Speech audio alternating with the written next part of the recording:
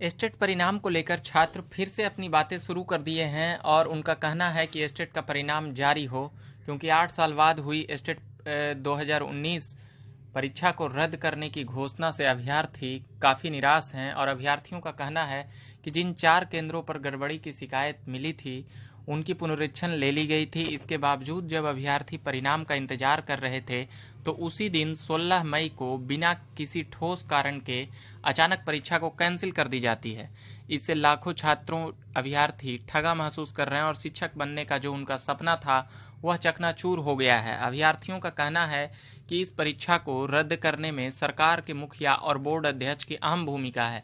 अभ्यर्थियों ने सरकार को घेरते हुए कहा है और बोर्ड अध्यक्ष को छात्र विरोधी बताया है और परिणाम प्रकाशित न करने पर आंदोलन की चेतावनी दी है। हाँ, यह एक अलग बात है कि आंदोलन की वो तारीख नहीं बताए हैं, बस वो अभी बातें कहे हैं, मगर वह कब करते हैं यह भी देखने वाली बातें हैं। एसटीईटी के परीक्षा में धांधली के कोई पुख्ता सबूत नहीं मिले थे। आंसर की तक जारी किया जा चुका था।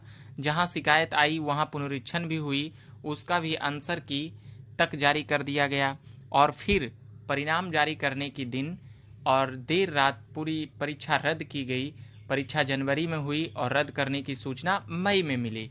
ये एक कई दिनों से जो मामला चल रहा है, 3-4 महीनों से आंदोलन प्रदर्शन का, और छात्र हर जगह से सोशल साइट का प्लेटफॉर्म हो या और भी कहीं जगह हो, छात्र अपनी बातें मुखरता से रख रहे हैं। इसके खिलाफ 3 केस कोर्ट में है। कोर्ट ने ओएमआर को सुरक्षित रखने को कहा है। अगली सुनवाई भी शीघ्र हो रही है और एस्टेट रिजल्ट जारी करने की मांग विगत 3 महीने से एस्टेट के अभ्यर्थी के अलावा दर्जनों छात्र संघ व राजनीतिक पार्टियां भी कर रहे हैं। कई बड़े नेता भी इसके पक्ष में, छात्रों के पक्ष में आते हुए दिखे थे और सड़कों से भी यह बातें कहे थे। अब ज्ञात हो कि 8 साल बाद 28 जनवरी को 317 केंद्रों पर एस्टेट की परीक्षा का आयोजन किया गया था, जिसमें 2,45,000 अभ्यर्थियों ने भाग लिया था और 16 मई 2020 को परिणाम आने के दिन इसे अचानक ही रद्द कर दिया गया। अब देखना यह है कि सरकार कितना सुनती है और कब तक सुनती है। कई छात्र हमसे भी संपर्क करते हैं, मैसेज, कॉल, तो हम उन्हें यही कहते हैं कि ये कोर्ट पर अब डिपेंड है कि कोर्ट क्या निर्णय लेती है, क्योंकि अब यह मामला कोर्ट में है। और सरकार ने जिस प्रकार से एग्ज़ाम को रद्द किया, छात्रों का साफ कहना था कि एग्ज़ाम सही तरीके से और सही ढंग से लिया गया है, इसीलिए सरकार ने कैंसिल कर दिया।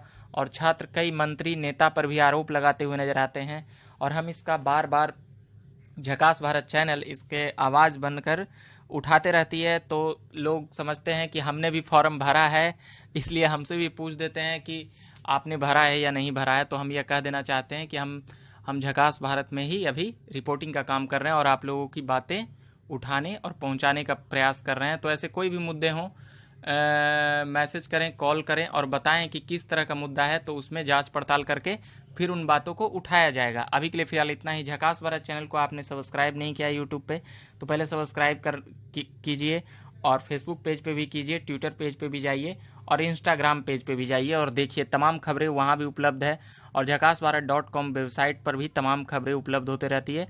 और अभी के लिए फ़िलहाल इतना ही। झकास भारत से मैं रविकांत, धन्यवाद।